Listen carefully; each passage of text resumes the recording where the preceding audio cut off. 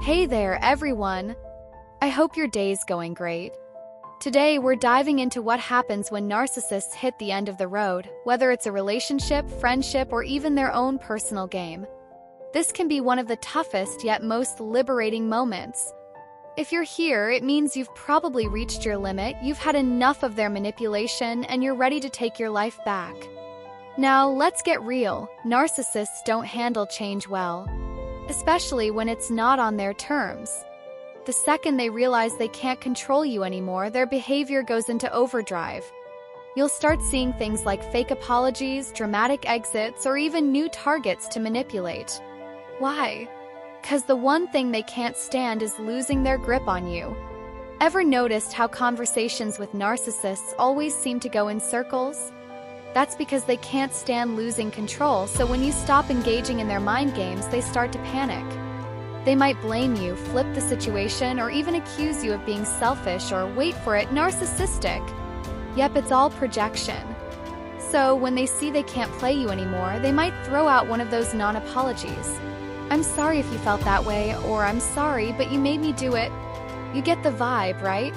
It's all designed to keep the blame on you. Remember, their game is always about self-preservation, and any changes in their behavior? Totally temporary. Another thing they love doing when they're feeling cornered is making big, empty promises. They'll tell you whatever you want to hear just to reel you back in. Meanwhile, they're already on the hunt for new people to validate them. It's a never-ending cycle.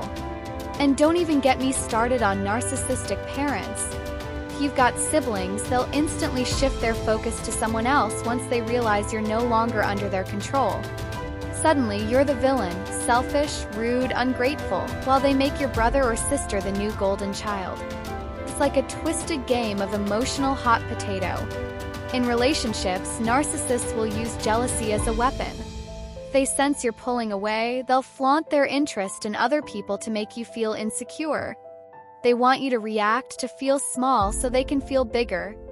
They're masters of creating drama to distract you from seeing the truth. They're the ones who are truly insecure.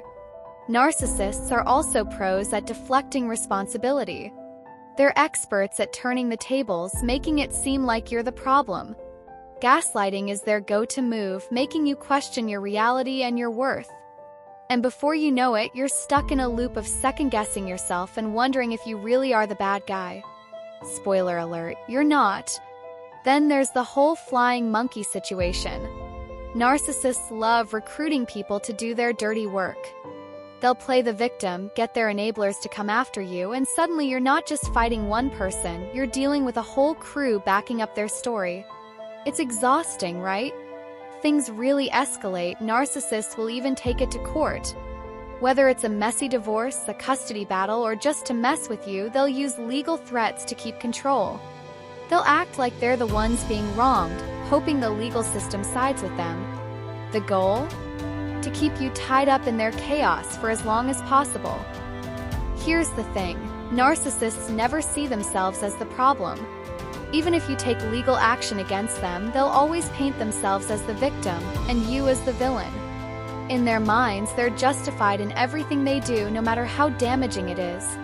If you're ever in a courtroom with a narcissist, get ready for a show. They'll put on a performance, either playing the hero or the victim, hoping to sway everyone in their favor. Meanwhile, they'll paint you as unstable or dangerous. It's all part of their plan to maintain control and make you look like the bad guy. But here's the real kicker. When narcissists feel like they're losing control, they might actually walk away. Sounds like a win, right? It is, but it doesn't come easy. By the time they cut ties, you've likely been through emotional hell, blaming yourself and questioning your decisions. Let's be clear, when a narcissist ends things, they're doing it to protect their ego.